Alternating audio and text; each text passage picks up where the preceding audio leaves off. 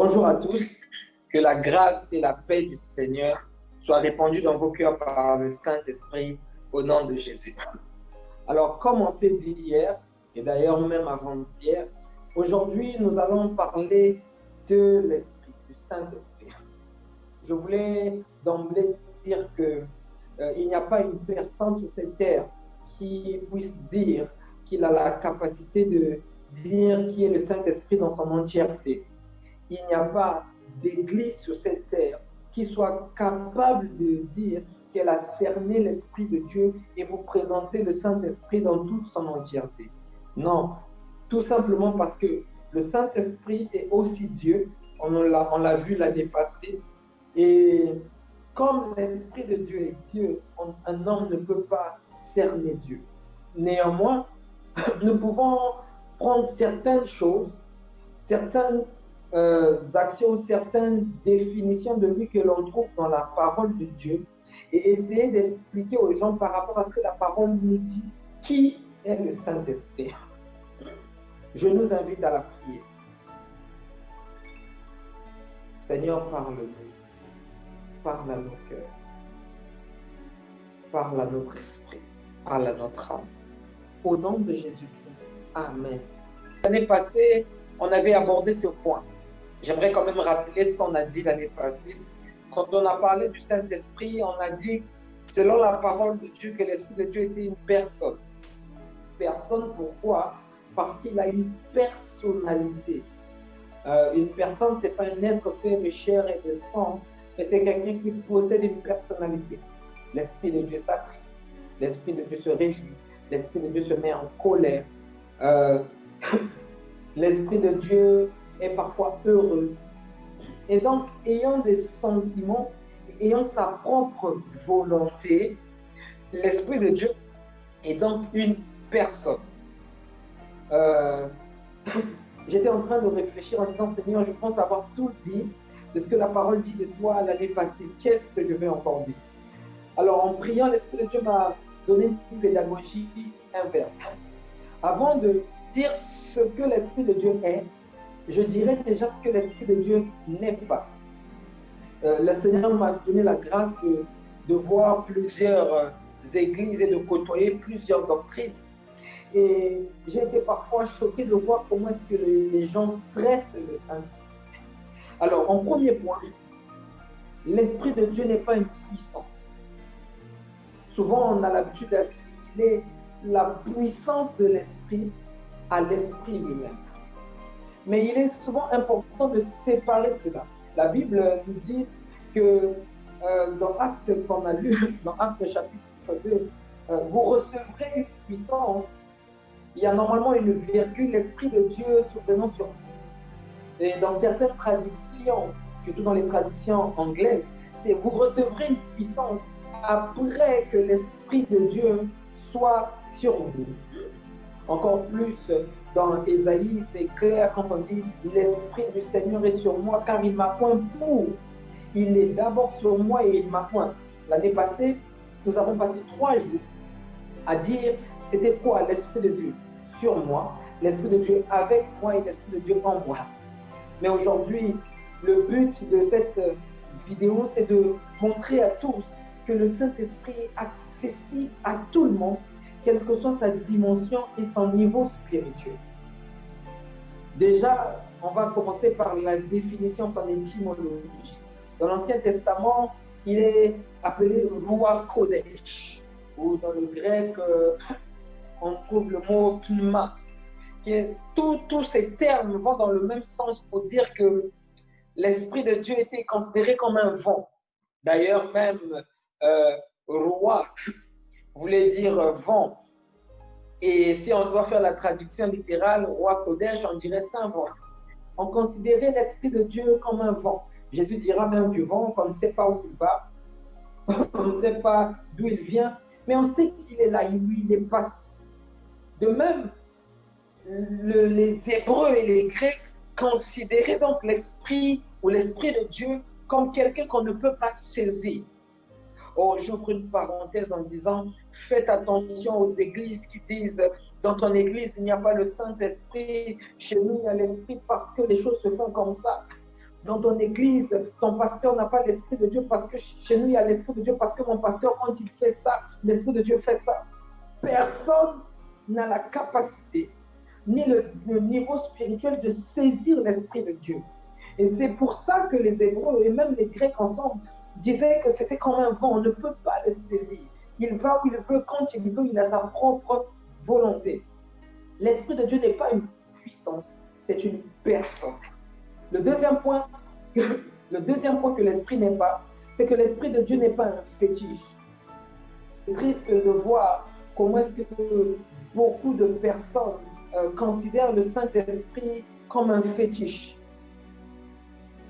Malheureusement, il y a des gens qui arrivent à dire que je n'ai même plus besoin de prier, je n'ai même plus besoin de jeûner. Je sais que quand je me lève, la chose se manifeste. Je sais que quand je me lève, ça se passe.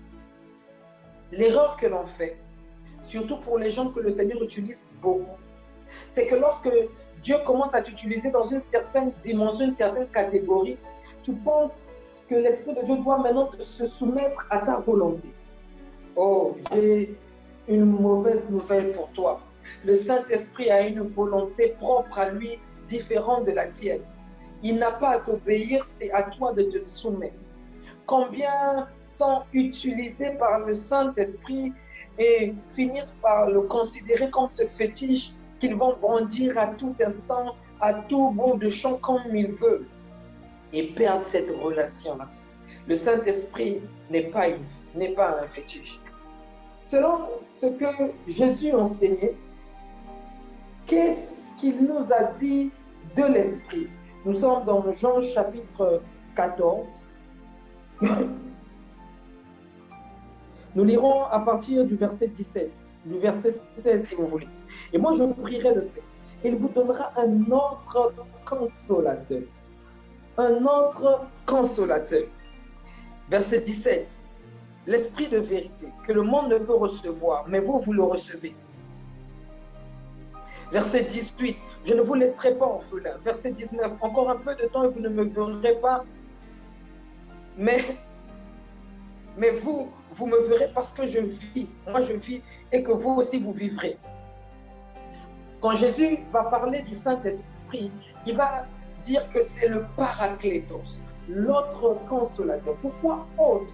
Parce que Jésus est le consolateur par excellence, c'est le premier. Et comme il partait, il savait que le monde était difficile et ne voulait pas laisser les enfants seuls. Il dit qu'il va nous envoyer un autre consolateur. Êtes-vous déjà arrivé à cet instant où vous passez un moment difficile? Vous traversez des périodes un peu compliquées et les mots des hommes ne sont pas capables de vous consoler. Mais bizarrement, lorsque vous êtes calme dans votre intimité, vous avez l'impression que dans votre cœur, quelqu'un est en train de trouver les bons mots pour essayer d'apaiser votre torpeur. L'Esprit de Dieu est notre consolateur. Il est aussi dit de lui dans Jean chapitre 16, vous pourrez le lire à partir du verset 8, Jésus dira de lui que c'est lui l'enseignant. Il vient pour enseigner et il vient pour rappeler ce que Jésus nous a dit. Autrement dit, Jésus disait que l'Esprit de Dieu va venir vous ouvrir les yeux sur les enseignements que je vous ai donnés que vous n'avez pas compris. L'Esprit de Dieu est le meilleur enseignant qui soit. C'est le meilleur pédagogue. Il sait comment parler, comment nous toucher et comment parler à notre cœur. La Bible dit qu'il sera là aussi pour convaincre du péché. Chers frères et sœurs, ce n'est pas celui qui parle en langue qui a le Saint-Esprit. Ce n'est pas celui qui manifeste les dons qui a le Saint-Esprit. Mais la Bible dit que celui qui a le Saint-Esprit viendra le convaincre du péché. Es-tu déjà arrivé à un niveau où tu as péché devant le Seigneur et que tu te sens mal? Es-tu déjà arrivé à un niveau où tu as fait quelque chose qui a attristé Dieu, mais sans savoir pourquoi? Tu as comme au-dedans de toi quelque chose qui crie, il faut que tu te répandes. Mon frère, si tu ressens la douleur lorsque tu pêches, c'est que tu as le Saint-Esprit. Ce n'est pas parce que ton pasteur t'a dit ça que tu ressens la douleur, non. Ce n'est pas parce que dans ton église, il y a une certaine forme de sainteté, non. C'est simplement parce que l'Esprit de Dieu dit en toi, te dit que tu as péché. Tu n'as pas besoin qu'on te dise qu'il faut que tu parles en langue. Non, tu as juste besoin de savoir, est-ce que quand je pêche, il y a quelque chose en moi qui me dit que j'ai péché. C'est ta larme, c'est que tu as le Saint-Esprit. L'Esprit de Dieu, c'est aussi celui qui nous donne les goûts des choses de Dieu. Est-ce que tu aimes vraiment le Seigneur sans savoir pourquoi et comment tu désires, tu aimes, tu as la volonté de prier, de t'approcher du Seigneur? C'est que tu as le Saint-Esprit. On dit de lui qui convainc de péché, de justice et de jugement. Dans Jean 16, le verset 13, on dit de lui qui nous maintient dans la vérité. L'Esprit de Dieu est celui qui marche avec nous dans notre marche chrétienne. Il nous accompagne dans notre marche chrétienne et il nous aide à traverser tous les aléas que notre marche chrétienne peut rencontrer. C'est l'Esprit de Dieu qui avance avec nous, c'est l'Esprit de Dieu qui nous fait grandir, c'est l'Esprit de Dieu qui nous fait atteindre un certain niveau de maturité. Et à chaque fois qu'on avance, le Seigneur nous révèle une nouvelle facette de lui. Et ça, c'est avec l'Esprit de Dieu. Souvenez-vous d'Abraham, il dira de Dieu, El, Gibor, Dieu puissant, et tout de suite après, El Shaddai, Dieu tout-puissant, et tout de suite après, El Elyon, Dieu très haut. Toutes ces facettes qu'il a vues de Dieu, il les a vues à une étape différente de sa vie. Et cette marche avec le Seigneur, nous, on l'a fait avec le Saint-Esprit. L'Esprit de Dieu t'aide à marcher. Il t'aide à supporter. Il est le coordonnateur de l'Église. Tout simplement parce que, comme on a vu hier, le Saint-Esprit est né avec l'Église. Pas né avec l'Église, mais le Saint-Esprit est venu et l'Église est née avec le Saint-Esprit. Excusez-moi. L'Église est née avec le Saint-Esprit. Et donc, du fait que l'Église naisse avec l'Esprit de Dieu, c'est donc l'Esprit de Dieu qui conduit l'Église. Combien sommes-nous devenus religieux? Nous voulons diriger le Seigneur avec l'Église, avec nos pensées. Une Église qui n'est pas conduite par l'Esprit de Dieu est une Église morte. Nous en parlerons demain lorsque nous aborderons le thème du Saint-Esprit et l'Église. Et j'aimerais prendre, vous lirez dans Éphésiens 1, verset 14 et Éphésiens 1, 13. L'Esprit de Dieu est notre gage et l'Esprit de Dieu est notre sceau. C'est très important. J'aimerais vraiment revenir sur l'aspect du gage. J'étais en train de dire, Seigneur, comment est-ce que je peux expliquer que tu es un gage? Qu'est-ce que ça veut dire exactement? Et c'est là où le Seigneur me donne une illustration qui m'a fait rire et j'espère qu'il vous fera peut-être aussi rire. Il m'a montré en fait une relation à distance entre une femme et un homme. Jésus qui s'en allait va promettre à sa fiancée, va promettre à sa femme, va promettre à l'Église que je viendrai te chercher. Mais vous savez, comme moi, dans toute relation à distance, s'il n'y a pas quelque chose, s'il n'y a pas un gage qui rassure la femme ou qui rassure l'homme, ou du moins plus la femme, elle peut aller voir ailleurs. Alors, qu'est-ce que le Seigneur peut donner pour permettre à ce que la femme soit toujours, qui reste toujours à sa place, qu'on se conserve toujours pure pour l'attendre? Le Seigneur va donner donc un gage. Et quel gage plus précieux que l'Esprit de Dieu qui pouvait donner? Le Seigneur va donner la chose la plus précieuse qu'il a. Je vous donne l'Esprit. L'Esprit de Dieu est donc ce gage-là, cette assurance-là, qui fait que nous croyons et nous savons que Jésus va venir. Il n'est pas seulement là pour marcher avec toi, mais il est là aussi pour être la preuve, le gage qui fera que, attends, à chaque fois que tu veux trébucher, tu le regardes, tu te rappelles de ton fiancé ou de l'époux qui va arriver et tu dis non, je ne veux pas lâcher parce qu'il m'a donné ce qu'il a de plus précieux. L'Esprit de Dieu. Mais le Saint-Esprit aussi est notre sceau. Quand vous lirez le texte d'Éphésiens, je disais Éphésiens chapitre 1, le verset 14, Éphésiens chapitre 1, le verset 13 à 14, vous verrez que Paul va dire, quand vous avez écouté la parole de vérité, vous avez entendu l'évangile, c'est alors que on a comme l'impression que le Seigneur a mis, comme il nous a scellé, il a placé un sceau, une marque en nous. Du moins, il est encore écrit que celui qui n'a pas l'Esprit de Dieu n'appartient pas à Dieu. Et donc, si dès lors, tu as accepté Jésus dans ta vie, le Seigneur a placé une marque en toi qui prouve que tu as le Saint-Esprit.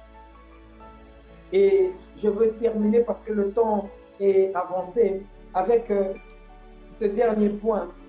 Le Saint-Esprit est disponible pour tous. Vous verrez 1 Corinthiens chapitre 12, 1 à 3. J'aimerais quand même le lire parce que c'est très important. 1 Corinthiens chapitre 12, le verset 1 à 3. Pour ce qui concerne les manifestations spirituelles, je ne veux pas, frère, que vous soyez dans l'ignorance. Vous savez comment, quand vous étiez païen, vous étiez entraîné et dévoyé vers les idoles muettes. C'est pourquoi je vous le dis. Nul, s'il parle par l'Esprit de Dieu, ne dise Jésus anathème. Et nul ne peut dire Jésus est Seigneur si ce n'est par le Saint-Esprit. Écoutez bien cette phrase.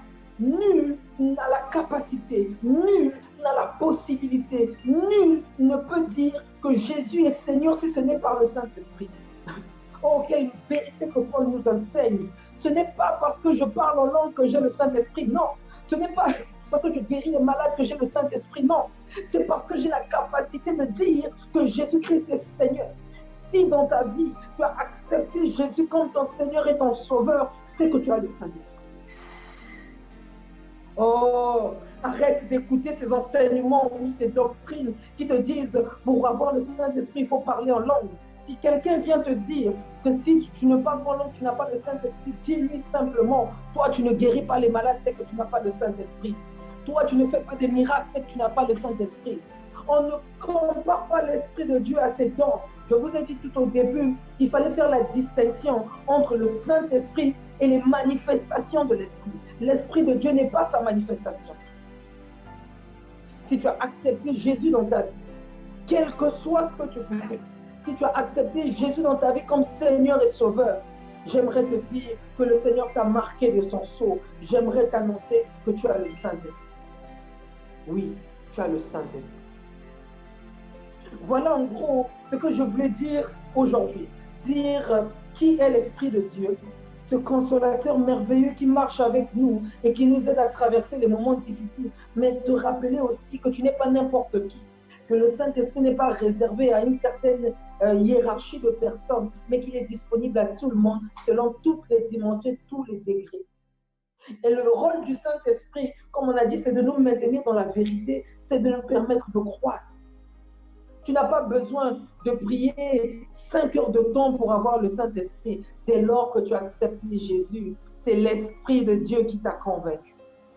Alors marche dans la joie, marche dans l'amour parce que l'Esprit de Dieu est avec toi. J'aimerais prier parce que le temps est passé. Nous voulons prier, Seigneur, nous voulons prier parce que tu nous as encore annoncé que tu es avec nous. Toi, notre consolateur, et toi, notre bouclier. Je prie au nom de Jésus, Seigneur, que s'il y a des gens qui traversent des moments difficiles, dans les mots des hommes ne peuvent pas consoler, console leur cœur. Je prie au nom de Jésus, que si des gens ont perdu cet amour et cette force de s'approcher de toi, je prie au nom de Jésus-Christ que tu restaures ces vies spirituelles. Je prie, Seigneur Dieu, que celui qui écoute cette vidéo, quel que soit le temps ou l'heure, qu'après avoir écouté cette vidéo, Seigneur, que sa flamme, la flamme qui est dans son cœur, qui est éteinte, soit restaurée. Je prie pour ceux qui ont une bonne dimension avec toi, Seigneur, augmente encore leur amour et qu'ils deviennent encore plus amoureux de toi. Je prie afin que tu les bénisses. Au nom de Jésus-Christ. Amen. Amen. Alors, nous allons nous dire à demain. Demain, nous allons parler du Saint-Esprit et l'Église. Comment est-ce que le Saint-Esprit agit dans l'Église? Comment est-ce que le Seigneur demande à ce que le Saint-Esprit se manifeste dans l'Église? Soyez bénis et on se dit à demain.